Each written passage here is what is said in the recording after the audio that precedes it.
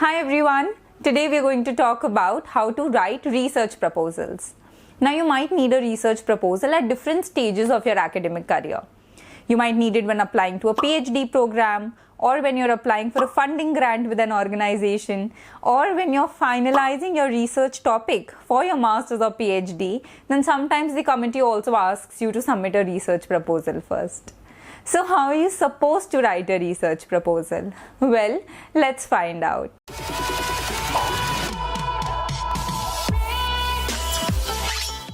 I am Neha Agrawal, and in this video we are going to first learn what is a research proposal. Then we are going to understand what are the prerequisites to research proposal writing. Then we will learn what is the structure of a research proposal and what are the key elements that go in a research proposal. Now I've also put the timestamps in this video so you can directly jump into the section you want to learn about. First, let's understand what is a research proposal. So a research proposal is an article that you share with the academic committee to justify why that research problem is important and what are the practical ways through which you will investigate that research problem. So in simple words, it means you have to convince the academic committee that you've identified a research problem, it's a good problem to solve, and you have an action plan as to how you're going to solve it. Okay, moving on to the prerequisites to writing a research proposal. Now, even before you start writing your research proposal, you need to choose a research topic. And how do you do that? Well, you can either approach a professor to help you, or you can visit the websites of different universities to see what is the ongoing research in the field of your interest. Or you can start from scratch and read a lot of review papers and research articles to identify the research gap.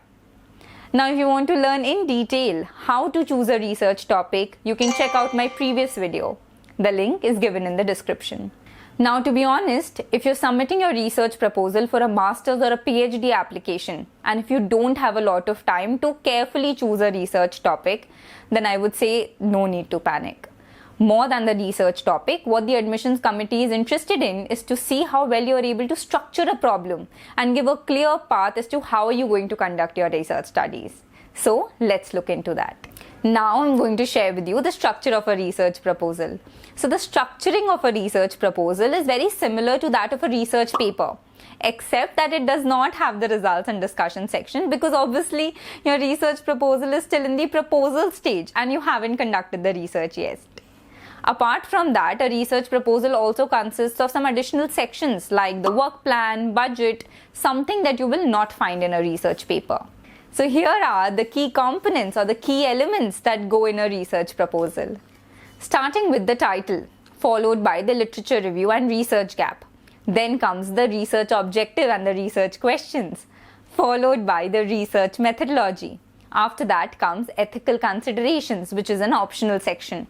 Then comes your timeline, the budget, the significance of the research, and finally the references section. Now, usually the word limit for a research proposal is somewhere between 2000 to 3500 words. But sometimes the committee also shares the word limit with you. So do prepare your research proposal accordingly. And now, let's deep dive into each of these elements. The first is the proposed title. Now, the title that you choose for your research proposal should be informative. Just by reading the title, people should get a broad understanding of what your research area is about. The title also needs to be concise, which means it can't be too long or too short. And at the same time, the title should also capture the reader's attention. So let's look at some examples. The effect of heat on 3 grades of olive oil, or modeling Wi-Fi propagation in an urban flat in India, or reason for dropout in competitive sports among young athletes in India. All these statements clearly indicate the research topic along with being informative and to the point. The next is the literature review and the research gap. And the purpose of this section is to share with the readers what is the existing research that has been carried out in this area and what are some of the issues that the researchers have not been able to overcome so far. So we start this section just like an introduction section of a research paper where we explain the background of our study. So basically, what was the rationale behind taking up the study and why the study is important for the scientific community today? Then you move on to the literature review, where you explain what is the existing research that has already been conducted in this field and you critically evaluate their work. You can also use the 5C framework for your evaluation. So the first C is to cite, which means that whatever work you are evaluating, you need to cite them in your research proposal. Then comes compared, where you compare the work of different authors, different researchers in terms of their research methodologies, theories, arguments, and you also establish a contrast between them. Then comes critique, where you critically evaluate their work in terms of how successful or unsuccessful they have been in terms of their theories, methodologies, or arguments. You can also evaluate which work is reliable while which work fails to convince the reader. And lastly comes connect, where you connect everything together with the research work that you are planning to do. And this brings us to the research gap. So after your literature review, you need to share what are some of the issues in the existing research that other researchers have not been able to overcome so far.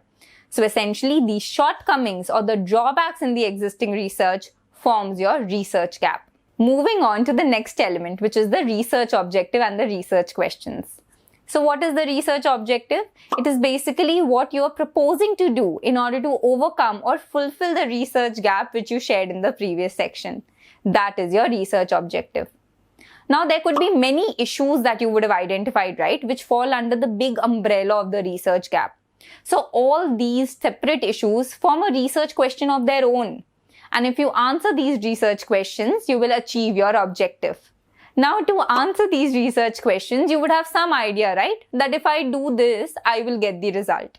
Now, these ideas can come from anywhere. It could come from literature survey, your personal experience, or anywhere else. But you know that the assumptions that you are making, if you do them, you might get the result. So these assumptions are actually called as the hypothesis. So in this section, you're going to include three things. One is the research objective, next is the research questions, and third is the hypothesis. Now, I've tried to simplify these terms as much as possible for you to understand them.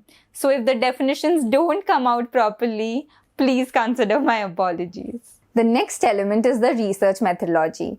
And it's one of the most important sections because here you share with the academic committee how are you planning to tackle the problem. So you can start by sharing the theories on which your research studies are based. And then based on those theories, you could share a framework as to how will you tackle the problem. You can also share the different approaches to solving that problem and based on your understanding or what according to you would be the best approach to address the research questions. Now you should also share information about how are you going to collect data, whether it's going to be through experiments, through surveys or through simulations. Say for example, you're going to collect data through experiments, then you should explain what are the materials that you're going to need, what is the step-by-step procedure that you're going to follow. Or if you're going to collect data through survey, you need to tell the readers who are going to be the participants in your study.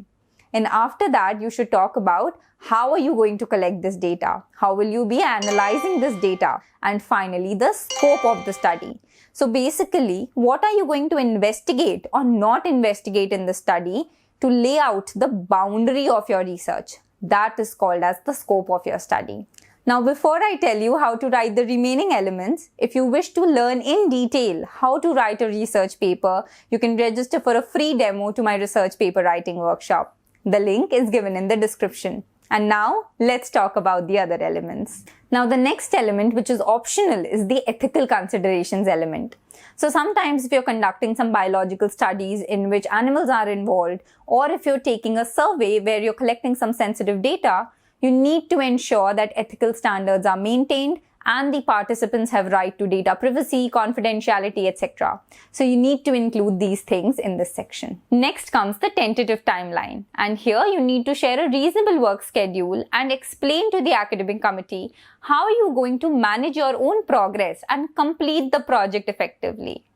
Now, one thing to remember here is to not underestimate the demands of the project. Prepare a timeline, either a table or a bar chart, and show how will you complete your project in the given time frame. Say for example, if you're going for a PhD, then you should show how in the span of 4 to 5 years you will achieve all the research objectives which you're mentioning in the proposal. Now, some research proposals might also ask for a budget, especially if you're writing one for a funding grant. So here you need to predict the costs that would be involved in all aspects of the research, be it procurement of materials, equipment, traveling along with some scope for unpredictability, say experiment failures or increase in cost of the raw materials, etc.